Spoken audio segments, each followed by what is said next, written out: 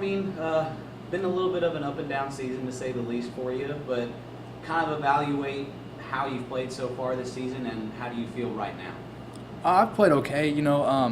I've played as hard as I can, and I'm not taking back anything that I've done in the games. I felt like my preparation's gotten better every week, and at the end of the game, we've been in chances to win. I just haven't been able to take advantage of them.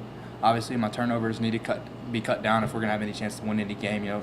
14 turnovers in 4 games as a team, as an offense, that's on me, and that's something that we've been working on every day, and it has to be fixed. What's your outlook for the future? I know it's kind of hard to predict what's going to happen, but just based on your preparation, how do you feel things are going to go going forward? I feel things are only going to go up. The preparation's gotten better each week, like I said, and we're just going to keep getting more comfortable with each other. But we need to take care of the ball. We need to just keep getting better day by day. It's a day-by-day process. Every day you need to wake up, and whatever you can do to be the best possible you can be that day. That's the way we got to take it. And then looking forward this weekend to Jacksonville State. I'm sure you've seen some tape on them. Just what's kind of your take? How are you going to attack it? How do you feel you can do? They're very athletic, very big. They're going to be a great team. I feel like we have a good game plan going in already, and just ready to attack it and keep learning the little ins and outs about Jacksonville State, what they do. But they're a great team, and it's going to be a great challenge for us. It's going to be a really fun one this Saturday. 3 straight road games, fun again, good to be back home in Tucker Stadium. How are the guys feeling about that? We're pumped. We can't wait to be back home, be in our community, have our own fans out here, just kind of not have to deal with the long bus trips. It's going to be a really fun one. It's going to be a great game this Saturday. Of course, Jacksonville State, that's one of those, they're always in the OVC championship hunt. This is a game you guys would like to be able to make that statement win that, yeah, we're starting off 0-4, but we're a much better team than people think. Definitely. In order to be the best, you got to beat the best. And we know Jacksonville State's been the best for the past 4 or 5 years. And we were able to compete with them all right last year. But in order to get over the hump that we're trying to get over to, we believe we're the best team. We started slow, but we're gonna finish strong. That's our DNA. We're gonna finish strong. And so in order to beat Jacksonville State, that would put us over the hump and really get us rolling for the end of the season. Any other questions? Yeah, a couple more. Just talk to me about kind of the quarterback battle that you went through at the beginning of the season, and what's it been like to kind of take over the reins of this program as a freshman? Yes, sir. Hayden Reddick was, he was here at the beginning of the year. He was really taking all the first string reps all throughout the summer and everything. But I knew if I just stayed the course and I just focused on every minute detail of running this offense, that I could win this battle. And so I just try to get better each and every day, and I ended up winning it. And I still have great competition from Luke Ward and Adam Browner. They still compete with me every day in the film room and on the practice field. So it's an ongoing quarterback battle. I feel like that I have to keep winning every day. I don't feel like I totally have the job yet, I guess. I was going to say, you feel like you don't have the job, but what are some of the things you're doing to ensure that you can stay in the starting position? My leadership has to be picking up, just holding my teammates accountable, making sure my guys are in there watching film. Yesterday we didn't have the amount of numbers on offense we wanted there in the film room, and that's on me. I went in there by myself, and that's unacceptable. That can't happen. I'm going to make sure I take people in with me today, just so we could all get a good feel for Jacksonville State. And then another thing is I just can't turn over the ball in the games. It's been unacceptable. My ball security, my interceptions, just stupid decisions. And I'm learning from them, though, and I can ensure that none of the picks I've thrown are going to happen again.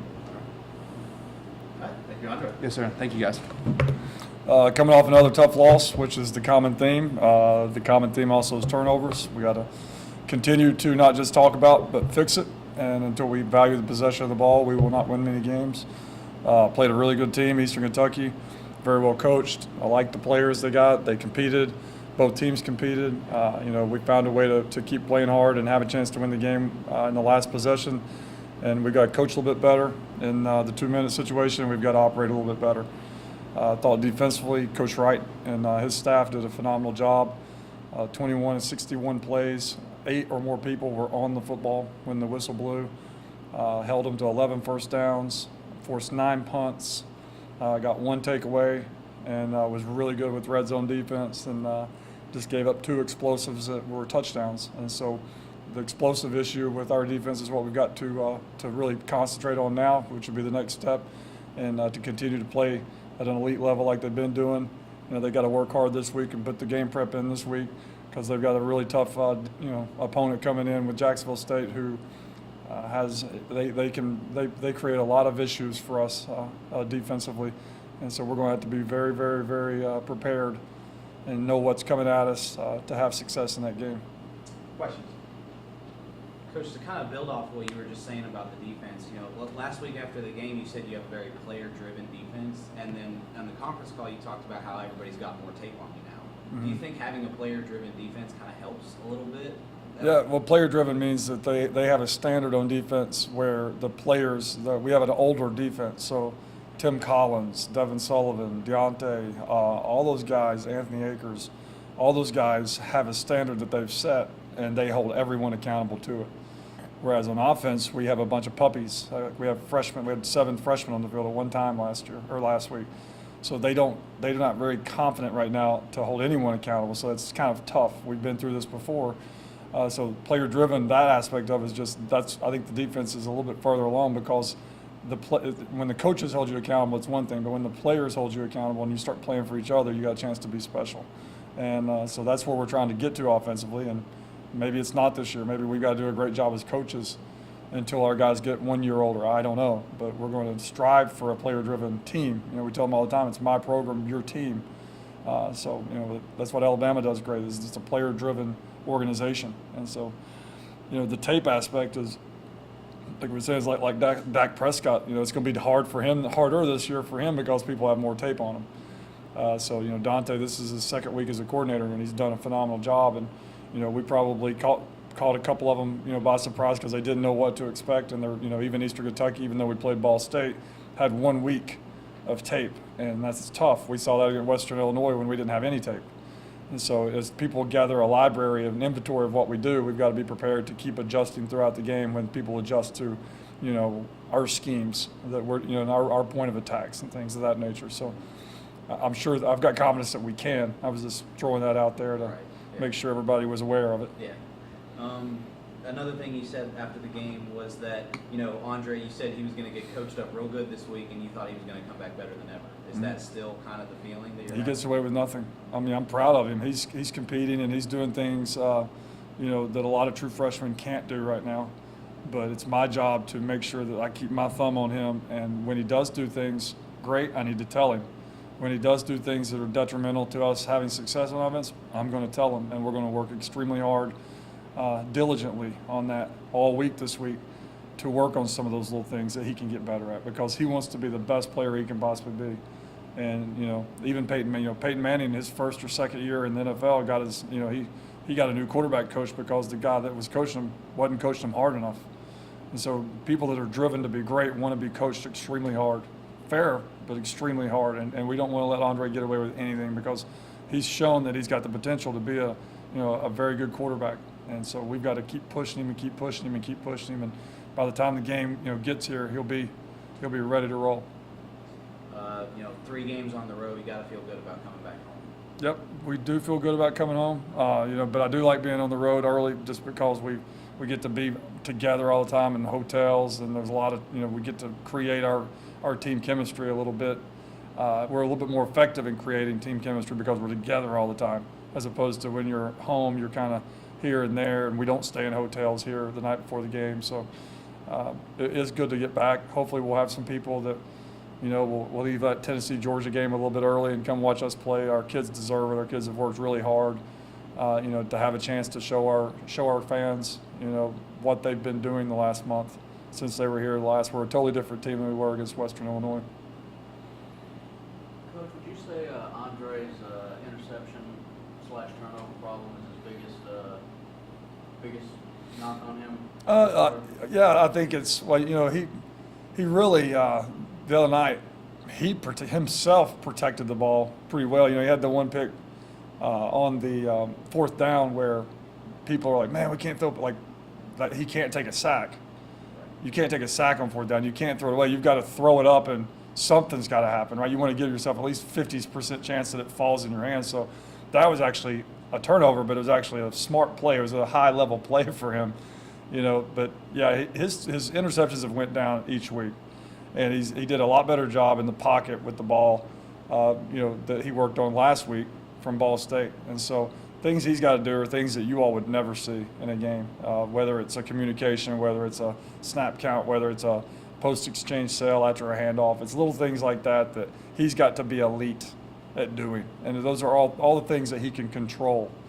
And you've met with the kid. I mean, he's so driven to be great. Like, if he does two things that you all don't even notice wrong, it eats him up. And that's what type of guy you want playing quarterback. So, we're going to keep grinding those things out, and he'll get them. But again, I'm not down on Andre Sell at all. I mean, I think he's battled. If we wouldn't have had him the last couple of weeks, I don't know what we'd have done. So he keeps getting better, and I look forward to working with him and coaching him and seeing how far we can take him.